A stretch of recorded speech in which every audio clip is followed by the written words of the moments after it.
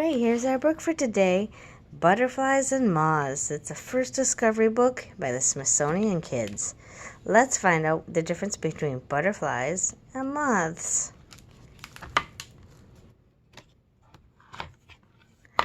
Butterfly or moth? You see, butterflies come out during the day. They have antennae, feelers with rounded ends. They have wings. Often they're brightly colored. There's a body which is thin and smoothed.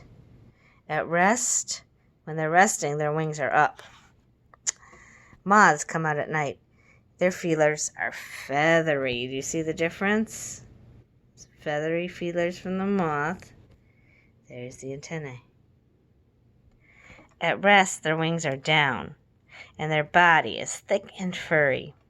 And their wings are dull colors, often brown, black, white, dull colors.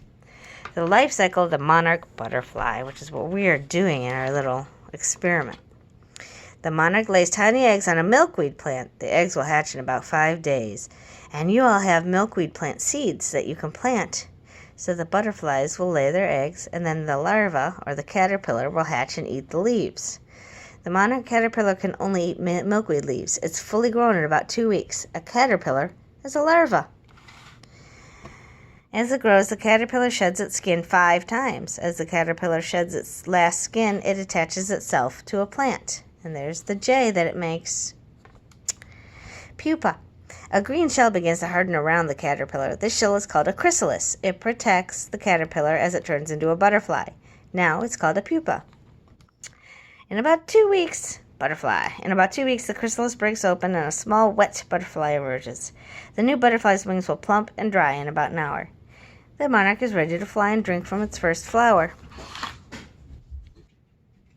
Here are some butterflies and moths you may see in gardens, forests, fields, backyards, and parks. There's a tiger swallowtail, a cabbage white, and a common buckeye.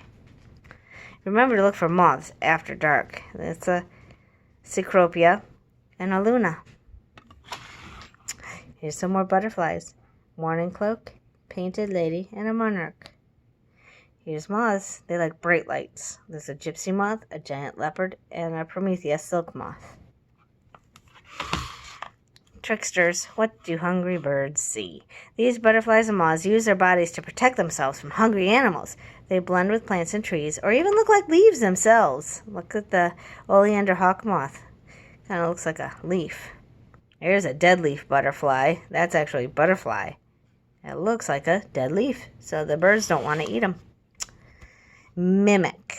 Can you say mimic? Mim-ick. Mimic. All right.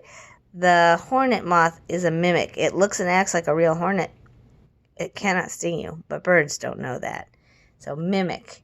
When it's a hornet moth, it's actually a moth, but it mimics or pretends to be a wasp, so the birds don't eat it. Owl butterfly. Do you see a pair of owl eyes? So does a bird. The bird thinks it's an owl. Giant swallowtail butterfly larva. Look at that. You don't know which end's his head.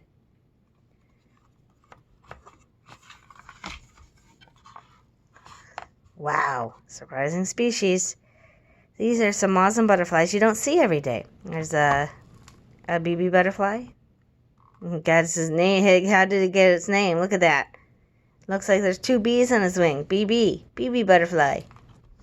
Here's an atlas moth. The largest moth in the world can have a wingspan of up to 12 inches. As a moth, it does not eat. It has no mouth. It lives off the food it ate as a caterpillar.